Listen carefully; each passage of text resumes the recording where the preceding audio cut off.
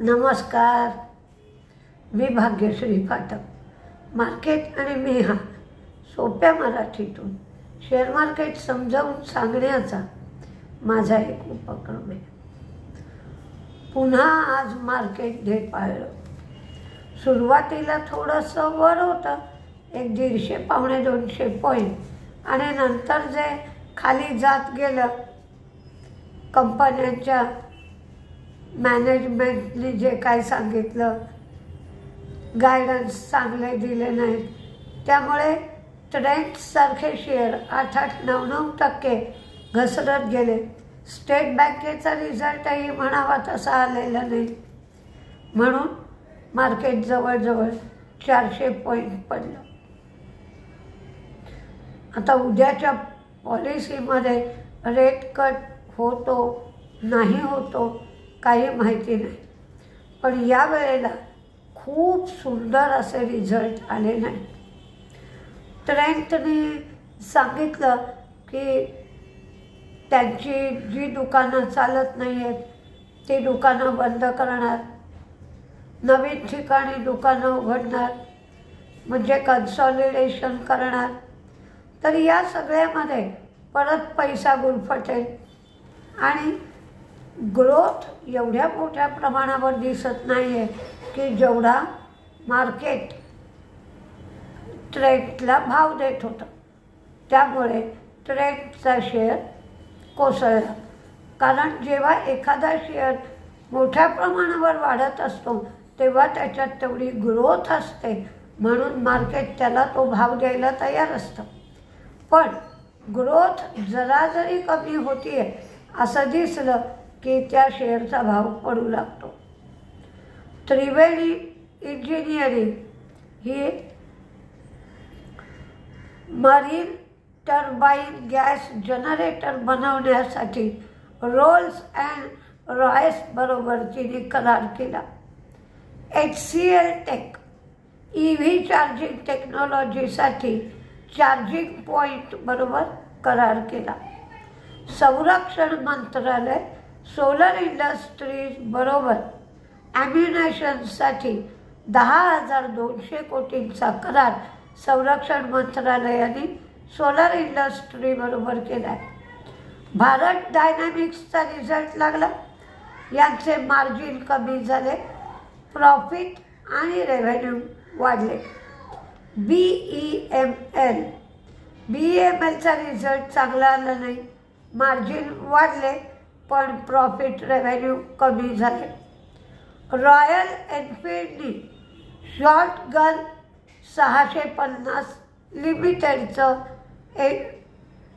Shotgun 650 याचा limited edition launch केला आहे आणि त्याची किंमत 4.25 लाख एवढी ठेवली आहे. त्याचं बुकिंग आजपासून सुरू झालं आहे. MRFचं प्रॉफिट कमी झालं, रेव्हेन्यू वाढला, मार्जिन कमी झालं. नेहमीप्रमाणे 3 रुपये डिव्हिडंड, म्हणजे अगदी MRFची प्रसिद्धी झाली आहे. ती लाखात शेअरची किंमत आणि डिव्हिडंड मात्र 3 रुपये. मी तुम्हाला आधीच सांगितलं की छोटी स्टोर्स जी आहेत तिथे अपग्रेड करणार असं ट्रेंडने सांगितलं. प्रॉफिट वाढला, रेव्हेन्यू वाढला. आता ते वेस्ट लाईफची नवीन 14 स्टोर उघडणार आहेत आणि झुडिओची त्यांची आता 635 स्टोर्स झाली आहेत. NMDC प्रॉफिट वाढला, रेव्हेन्यू वाढला, मार्जिन कमी झालं. जर मार्केट चांगलं असतं तर NMDCचा शेअर आज चालला असता. चंबळ फर्टिलायझर यांचाही रिझल्ट चांगला आला, मार्केटने रिस्पॉन्स चांगला दिला. प्रॉफिट, रेव्हेन्यू, मार्जिन सगळंच चंबळचं वाढलं. युनिकेम लॅब प्रॉफिट कमी झालं, रेव्हेन्यू वाढलं, मार्जिन वाढलं.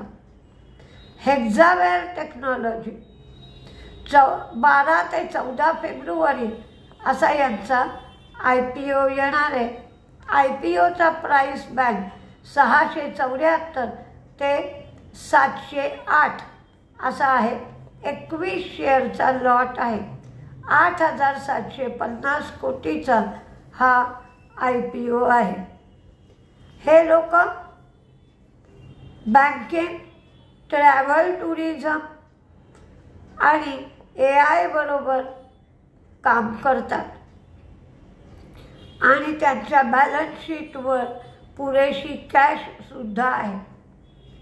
ते प्रोफेशनल सर्व्हिस देतात. PVR आयनॉक्सचा रिझल्ट यावेळेला बरेच दिवसांनी चांगला आला.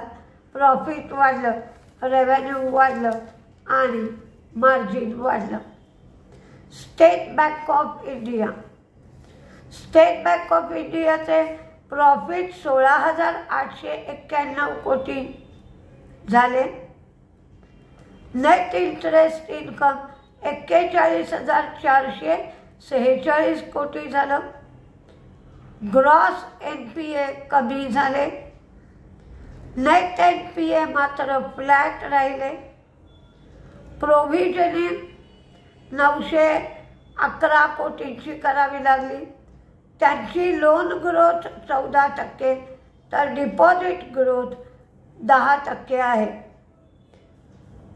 त्यांचं नेट इंटरेस्ट मार्जिन कमी झालं आहे. क्वार्टर ऑन क्वार्टर स्लिपेजेस 4,146 एवढी झाली आहेत.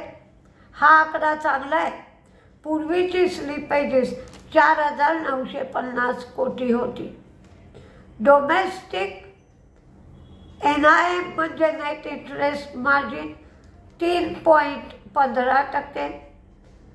डिपॉझिट 52 लाख कोटी त्यांच्याकडे डिपॉझिट आहे. धामपूर शुगर प्रॉफिट कमी झालं, रेव्हेन्यू वाढलं, मार्जिन कमी झालं. सोनाता सॉफ्टवेअरचा रिझल्ट चांगला आला. तोट्यातून फायद्यात आली. त्याचबरोबर यांचं रेव्हेन्यू वाढलं, मार्जिनही वाढलं. NCCचं प्रॉफिट कमी झालं, रेव्हेन्यू वाढलं आणि मार्जिन कमी झालं. त्याचबरोबर RECचं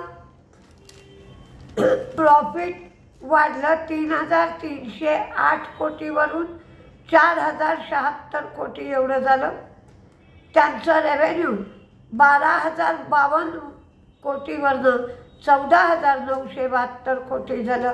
नेट इंटरेस्ट इन्कम 4,855 कोटी. त्यांनी 4 रुपये 30 पैसे एवढा डिव्हिडंड दिला आहे. पण मार्केट काहीसं सुधारत आहे आणि परत काही हपका बसला की खाली येत आहे. त्यामुळं जास्ती विक्रीचं प्रमाण जास्त आहे, खरेदीचं प्रमाण कमी आहे. लोकांना तेवढा विश्वास नाही आहे.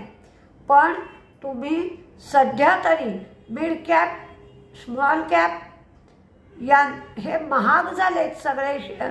त्यामुळे त्यामध्ये न घुसता लार्ज कॅपमध्ये घुसा. लार्ज कॅपचे शेअर स्वस्त आहेत, कारण फॉरेन इन्व्हेस्टर्स नेहमी लार्ज कॅपमध्येच जास्त इन्व्हेस्ट करतात आणि त्यांचं सेलिंग गेला महिनाभर जवळजवळ मोठ्या प्रमाणात सुरू आहे. त्यामुळे लार्ज कॅपचं प्राइसिंग आता स्वस्त आहे. त्या मानाने मिड कॅप, स्मॉल कॅप हे महाग आहे.